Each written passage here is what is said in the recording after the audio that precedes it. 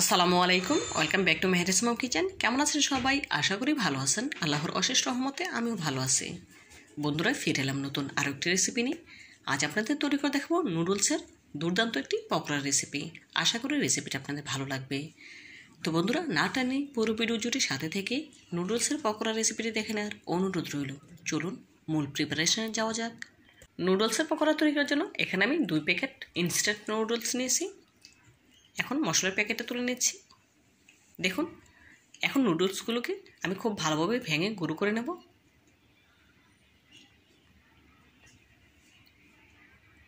দেখুন বন্ধুরা, সবগুলো নুডলস ভেঙে গুঁড়ো করে নিয়েছি। এখন সিদ্ধ করে নেব। সিদ্ধ করে নেওয়ার জন্য প্রথমে চুলে একটি প্যান বসিয়ে নিয়েছি। দিয়ে দিচ্ছি মেজারমেন্ট কাপের 1 কাপ পানি। 2 প্যাকেট নুডলস সিদ্ধ করার জন্য 1 কাপ পানি পারফেক্ট। দেখুন, পানিতে বলক তুলে নিয়েছি। এরপর যে ভেঙে রাখা নুডলসগুলো দিয়ে দিচ্ছি। এখন নেড়ে চেড়ে নুডলসগুলো খুলে নেব। দেখুন, সবগুলো নুডলস মোটামুটি খুলে এসেছে। এই পর্যায়ে ঢাকনা দিয়ে ঢেকে নুডলসটা পুরোপুরি সেদ্ধ করে নেব। দেখুন বন্ধুরা, ঢাকনা দিয়ে ঢেকে নুডলসটা পুরোপুরি সেদ্ধ করে নেব।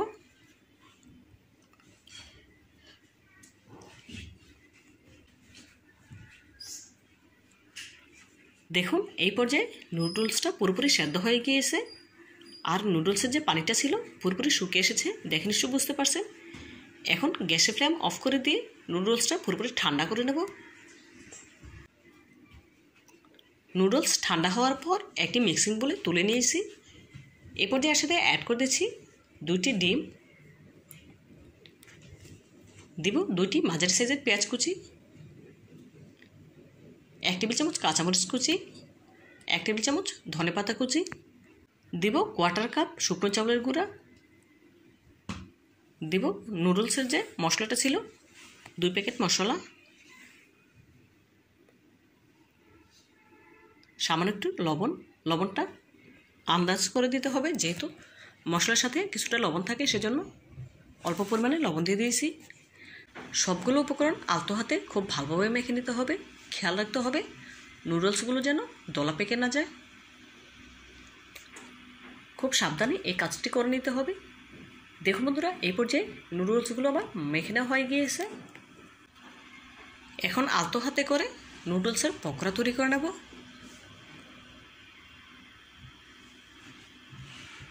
দেখুন, এইভাবে করে খুব আলতো হাতে নুডলসের পকোড়া তৈরি করে নিতে হবে। দলা পাকানো যাবে না। এই পকোড়াটা যত বেশি পাতলা হবে, পকোড়াগুলো তত বেশি মুচমুচে হবে। দেখুন, এভাবে করে সবগুলো পকোড়া তৈরি করে নেব। নুডলসের পকোড়া ভাজার জন্য চুলায় একটি প্যানে পর্যাপ্ত পরিমাণে তেল দিয়ে কুসুম গরম করে নিয়েছি। এখন এক এক করে পকোড়া দিয়ে দেব। তেলটা পুরোপুরি গরম করে পকোড়াগুলো ছাড়া যাবে না, এতে করে খুব সহজে কালা চলে আসবে আর ভেতরটা কাঁচা রয়ে যাবে। সেই জন্য কুসুম গরম থাকা অবস্থাতেই পকোড়াগুলো দিয়ে দিতে হবে।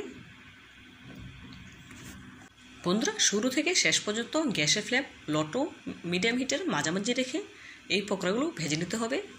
তাড়াহুড়া করে এই পকোড়াগুলো ভাজা যাবে না, এতে করে পকোড়াগুলো মুচমুচে হবে না, ভেতরটা নরম রয়ে যাবে। এই পকোড়াগুলো একটু ধৈর্য সহকারে ভাজতে হয়। এই পর্যায়ে পকোড়াগুলো এক পাশ উল্টে নেব।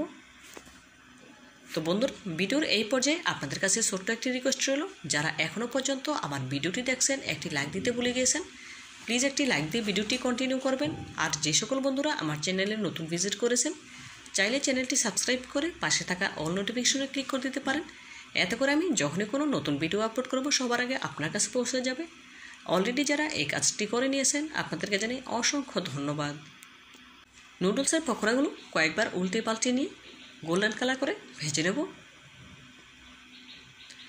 বন্ধুরা, এই পকোড়াগুলো খেতে কিন্তু খুবই সুস্বাদু। একেবারে অল্প উপকরণে এই পকোড়াগুলো তৈরি করা যায়। দেখুন, পকোড়ার কালারটা কিন্তু অনেকটাই চেঞ্জ হয়ে এসেছে, দেখে নিশ্চয়ই বুঝতে পারছেন। এইভাবে করে পকোড়া তৈরি করে দিলে বাচ্চা থেকে বড় সবাই পছন্দ করে খাবে। বাচ্চাদের স্কুলের টিফিনেও চালিয়ে দিতে পারেন এভাবে তৈরি করে। বাচ্চারা কিন্তু এই পকোড়াগুলো খেতে অনেক বেশি পছন্দ করে। দেখুন বন্ধুরা, কয়েকবার উল্টে পাল্টে নেওয়ার পর পকোড়াগুলো আমার ভাজা হয়ে গিয়েছে। এখন একটি স্ট্রেনারে তুলে তেলটা সেঁকে নেব। একই প্রসেসে বাকি পকোড়াগুলো ভেজে নেব।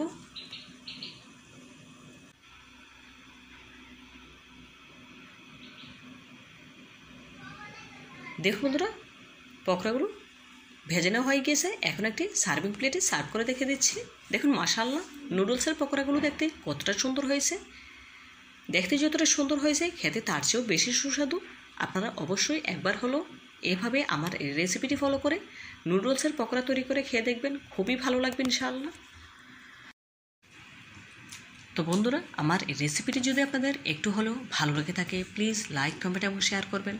আর আমার চ্যানেলটি সাবস্ক্রাইব করে আমার পাশে থাকতে একদম ভুলবেন না। আজকের মতো বিদায় নিচ্ছি। দেখা হবে নতুন কোনো রেসিপিতে, নতুন কোনো দিনে। ভালো থাকবেন সবাই, আর আমার পাশে থাকবেন, আমাকে সাপোর্ট করবেন। আল্লাহ হাফেজ।